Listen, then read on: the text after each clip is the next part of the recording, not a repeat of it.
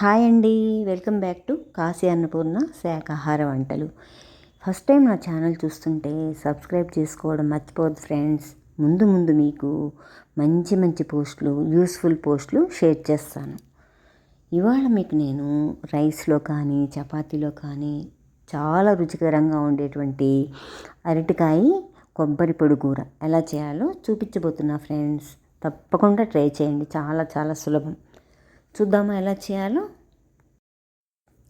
దీనికి ముందుగా ఫ్రెష్గా ఉన్నటువంటి అరటికాయలు తీసుకొని శుభ్రంగా కడిగేసేసి ఆ పైన ఉన్నటువంటి చెక్క అంతా కూడా క్లీన్ చేసేసేయాలి. ఆ చెక్క పూర్తిగా క్లీన్ అవ్వాలి. ఆ బ్లాక్ అంతా కూడా వైట్ కలర్లో వచ్చే వరకు చెక్క అంతా కూడా బాగా క్లీన్ చేసేసేయండి. వైట్ కలర్లోకి రావాలి, కొంచెం కూడా చెక్కు ఉండకూడదు. ఆ తర్వాత ఈ విధంగా ఇలా చూపించినట్టుగా వైట్ కలర్లో వచ్చేటట్టుగా క్లీన్ చేసేసి పక్కన పెట్టుకోండి. ఆ తర్వాత స్టవ్ వెలిగించి బాండి పెట్టి ఈ కాయలు మునిగేటట్టు వాటర్ పోసేయండి. అరటికాయలు ఉడికించేటప్పుడు జాగ్రత్తగా చూసుకోండి. మరీ మెత్తగా ఉడకకూడదు, అలాగే గట్టిగా పచ్చిగా ఉండకూడదు. జాగ్రత్తగా చూసుకొని ఉడికించండి దగ్గరుండి. ఒక స్పూన్తో గుచ్చితే దిగేటట్టుగా ఉండాలి. ఆ కాయలు దిగబడితే అది కరెక్ట్గా ఉడికినట్టు, అది లెక్క అన్నమాట. తర్వాత ఈ విధంగా అలా ఉడికించినటువంటి అరటికాయలని చల్లార్చి ఒక ఫిల్టర్లో వేసి పక్కన పెట్టుకోండి. అరటికాయలు చల్లారంగానే కొబ్బరి కూర తురిమే దాంతో పొట్టులాగా తురిమేసేసేయండి. ఈ విధంగా ఈ కర్రీ చాలా చాలా బాగుంటుంది ఫ్రెండ్స్. కొంచెం టైం పడుతుంది అంతే. తర్వాత స్టవ్ వెలిగించి బాండి పెట్టి ఒక పెద్ద స్పూన్ శనగపప్పు వేసేసి వేయించేసేసేయండి. ఆ తర్వాత ఒక స్పూన్ మినప్పప్పు,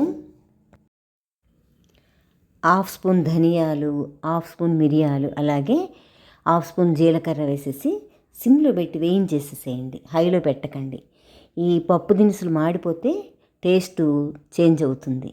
అందువల్ల సిమ్లో పెట్టి సన్నని మంట మీద బ్రౌన్ కలర్ వచ్చేటట్టుగా వేయించేసేసేయండి. ఆ పప్పులన్నీ చల్లారాక మిక్సీ జార్లో వేసేసి మెత్తగా పౌడర్ చేసేసి ఈ విధంగా పక్కన పెట్టుకోండి. ఆ తర్వాత స్టవ్ వెలిగించి బాండి పెట్టి కాస్త ఆయిల్ వేసి ఆయిల్ వేడెక్కగానే ఒక స్పూను ఆవాలు వేయండి. ఆవాలంతా చిట్టుపట్లాడంగానే హాఫ్ స్పూను జీలకర్ర యాడ్ చేయండి. అందులో ఒక ఎండుమిరపకాయ తీసుకొని చిన్న చిన్న ముక్కలుగా కట్ చేసేసి వేసేయండి. పచ్చిమిర్చి 2 తీసుకొని చిన్న చిన్న ముక్కలుగా వేసేసి రుచికి తగినట్టు కారం చూసుకోండి. తర్వాత కాస్త కరివేపాకు యాడ్ చేసేసి మనం తురిమి పెట్టుకున్నాం కదా అరటికాయ, ఉడికించినటువంటి అరటికాయ పొట్టుని అందులో కలిపేసేసేయండి. పచ్చి అరటికాయలు మెగ్నీషియం, కాల్షియం ఎక్కువగా ఉంటాయి. కీళ్ళ నొప్పుల నివారణకి చాలా మంచిది పచ్చి అరటికాయ తీసుకోవడం వల్ల డైట్లో. ఆ తర్వాత రుచికి తగిన సాల్టు, చిటికెడు పసుపు వేసేసి బాగా కలిపేసేసేయండి. కూరని మగ్గనివ్వండి. మనం మిక్సీ జార్లో పట్టి పెట్టుకున్నాం కదా, ఆ పప్పుల పొడిని కూడా అందులో యాడ్ చేసేసేయండి. ఈ పప్పుల పొడి వేయడం వల్ల కూరకి మంచి టేస్ట్ వస్తుంది. ఆ పొడి వేసేసి కూర అంతా కలిపేసేసి బాగా మగ్గనివ్వండి. అదంతా కూడా కలిసిపోయాక 10 నిమిషాలు అవ్వగానే తాజా కొబ్బరి, ఫ్రెష్ కొబ్బరి అరచిప్ప తురిమి పెట్టేసుకొని ఆ కూరలో కలిపేసేయండి. చాలా చాలా మంచిది. కొబ్బరి కూడా బాడీకి చాలా మంచిది, హెల్త్కి. అదంతా కూడా కూర కలిపేసేసి ఒక బౌల్లో సర్వ్ చేసుకోండి. అంతే, ఎంతో రుచికరమైన అరటికాయ కొబ్బరి పొడి కూర రెడీ. అలా రెడీ అయినటువంటి కర్రీని ఒక బౌల్లో సర్వ్ చేసుకోండి.